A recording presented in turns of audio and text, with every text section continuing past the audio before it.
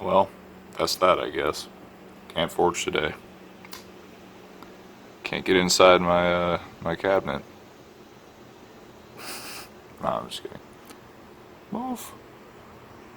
Move, little buddy. Move, Spider Bro.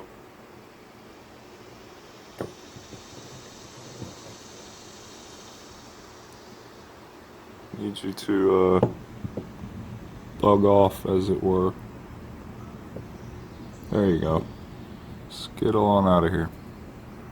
Okay, some of you may remember this from the spear project. This is one that I already had kind of cleaned up some. So I'm going to chop off, or hot cut rather, this off, and then this will be the working material. I figure I'll draw most of this out, get like a rough estimate of how much I need for the, or from the pattern, and then we'll draw our blade out of the remainder. And I'll show you how to do that too, because there's a pretty interesting technique that's really helpful to know. Okay.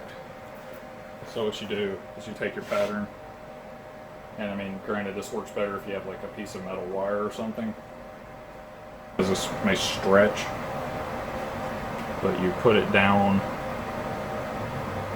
on the pattern that you're trying to make work.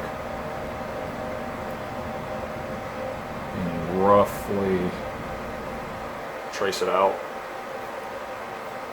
So, get to the corner.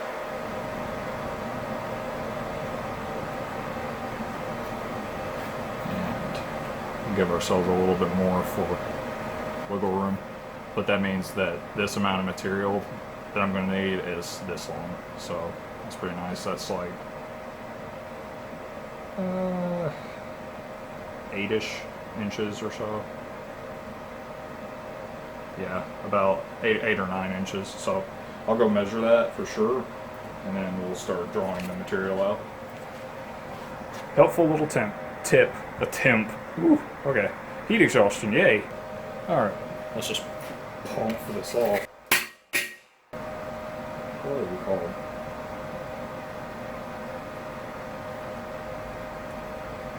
Boom! We now have stuff. Okay, time to bring out good old Mr. 3-pound round so I can begin drawing this out. I'm just gonna go ahead and fall. There, go fall. Do it. Get on the floor. There you go. Good job.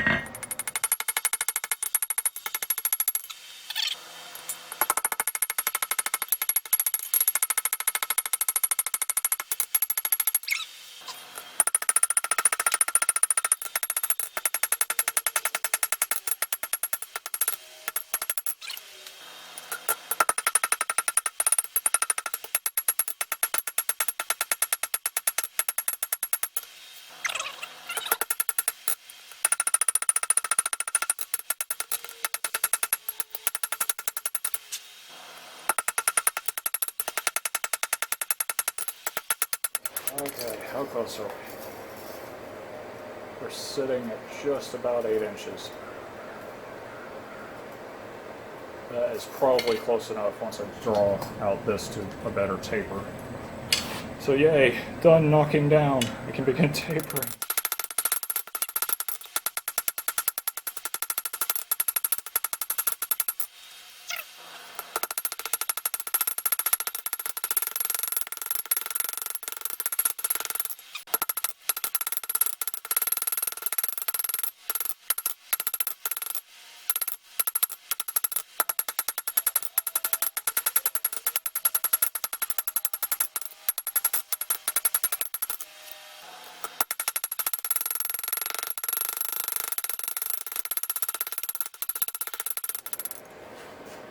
Okay, that's starting to look pretty good.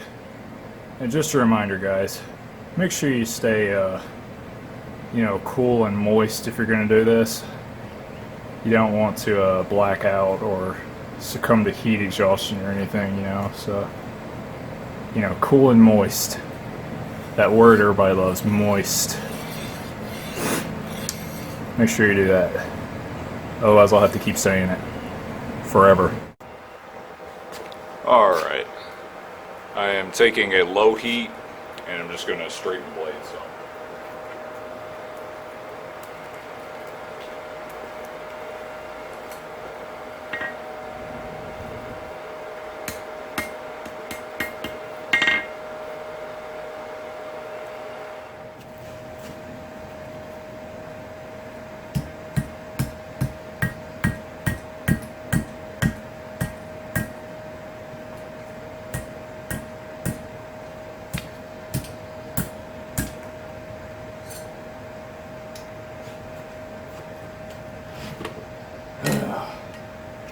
So you know how sometimes you mess up and you're like, no, I can definitely fix it. I can fix it, it's fine.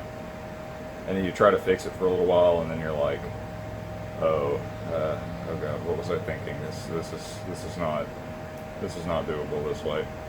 That's kind of where I'm at with this. So I'm going to re-straighten all this out, and I mean I probably won't record it. And we'll see if we can get it done the correct way, where you roll over the end first and then do all the bending. I'm seeing now why they do that, so be back in a bit.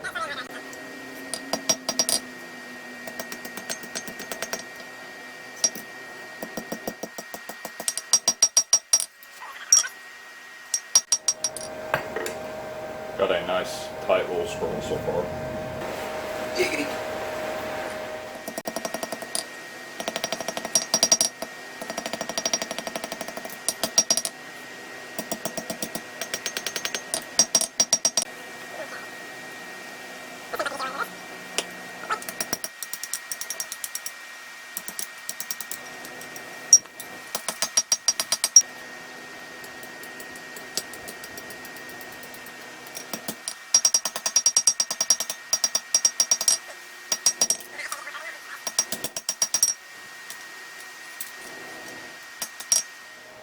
So that's where we're at so far. I will try to curl this back some, but I don't know that I can curl it back enough that it'll fit right here, and if it does, then it will be kind of in the way anyway, so we'll have to fiddle with it. This is sort of a learning experience knife as well as a challenge knife. But what greater challenge than learning something right? Something new. Alright, I've gotten that a lot closer now. It's almost there. I kind of had to hurry up because it's like about to either rain or storm.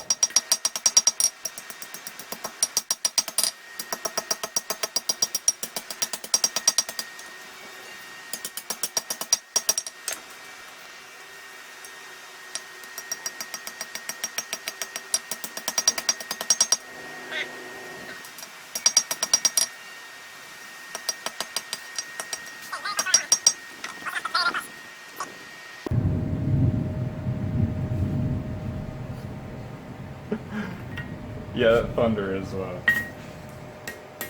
probably about to stop me.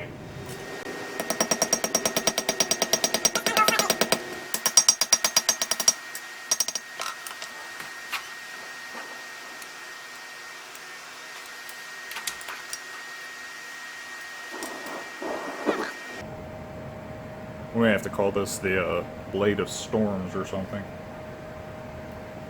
Something really, really geeky like that. Sounds pretty fun, right? That's probably about as tight as that's going to get, honestly. I'm also not super versed in scrolls, but let's see, that might be either way. But there we go. Now I will probably wait just a minute and then heat treat. Alright, time to preheat the oil. You see how that's sparkling? That means the steel is burning. Which it doesn't matter for this piece, it's just to heat up the oil.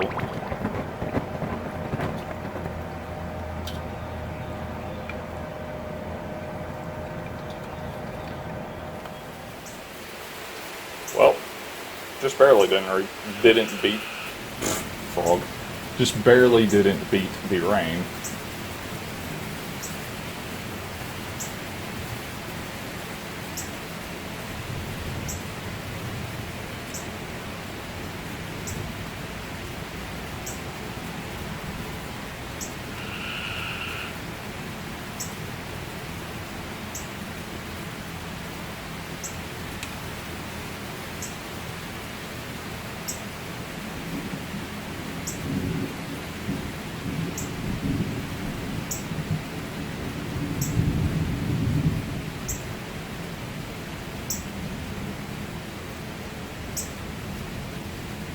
some ASMR for you guys. Alright, so it's like pouring and I need to get this done, so I'm just gonna do it anyway.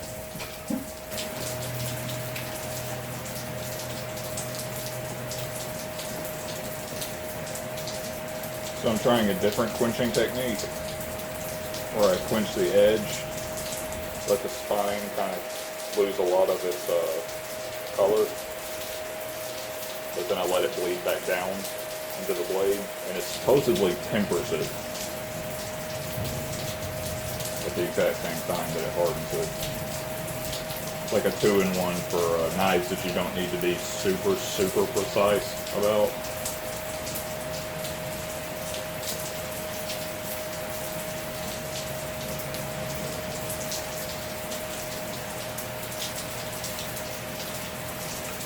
This knife is sort of a figure it out knife, so I'm calling that heat treatment for today. And the rest of the work that I have to do on it is just cleanup and bevel grinding. Oh, okay.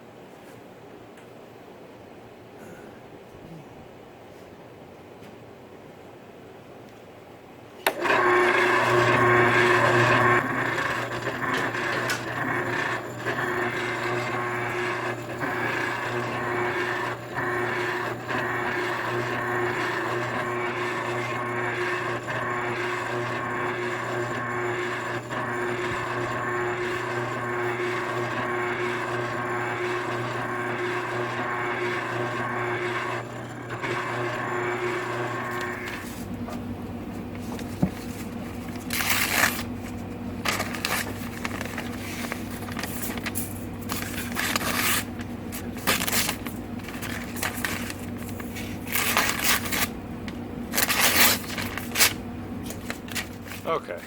All in all, I would say it's a pretty decent little knife. It's not like, I mean, not the best.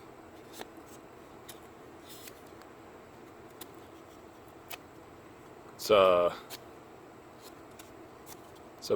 bit, gosh, if I can hold this wood, it's a bit difficult to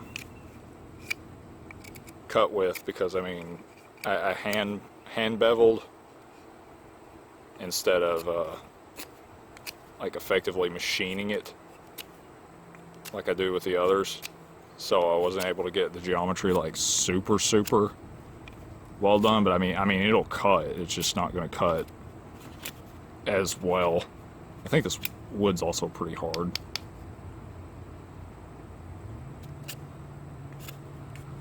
But I mean, yeah, see, it'll make ribbons at least a little bit, so it's not, I mean, it's not a bad knife, it's just not like super sharp. Probably not to a quality that I would feel comfortable selling it, for sure.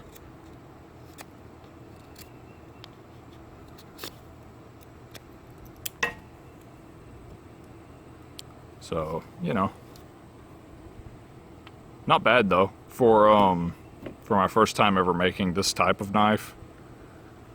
Focus. There you go. It I think it went all right.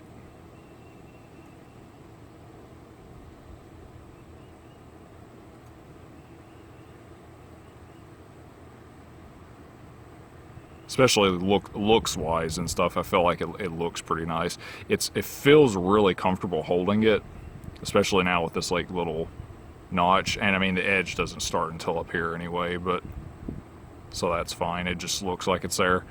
But yeah, you get your finger tucked around this scroll and get your pinky through the hole and whatnot, and then put your thumb on the spine of it, and I mean, man, it's solid. It's like not going anywhere then. So plus you can do this like, oh, working da da da, and then working da da da. So yeah, all in all, not bad.